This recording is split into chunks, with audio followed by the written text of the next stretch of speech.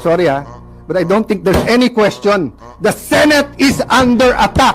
Was under attack. Masyadong madrama si Cayetano.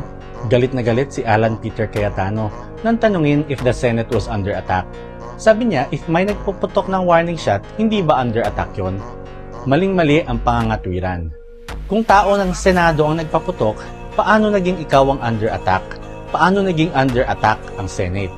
Kung sino ang pinaputokan, sila ang under attack, di ba? Inamin niya na OSAA ng Senate ang nagpaputok. Umarap si Senate President Alan Peter Cayetano at kinumpirma na OSAA ang unang nagpaputok ng baril bilang warning shot. 27 ang putok na galing sa hanay ng OSAA. Warning shot daw against the NBI. So the NBI was the one under the attack, not the Senate, di ba? Isa pa, warning shot nga eh. By definition, hindi siya direct shot. Paputok siya sa taas na walang intended na target. Ang drama-drama, no? May pa-pound-pound on the table pa. Sorry but I don't think there's any question. The Senate is under attack. Humarap si Senate President Alan Peter Cayetano at kinumpirma na OSAA ang unang nagpaputok ng baril. 27 ang putok na galing sa hanay ng OSAA. Well, ito yun eh. May kasabihan kaming mga abogado.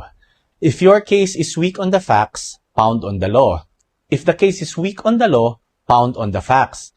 If it's weak on both the facts and the law, But I don't think there's any question. The Senate is under attack. Was under attack.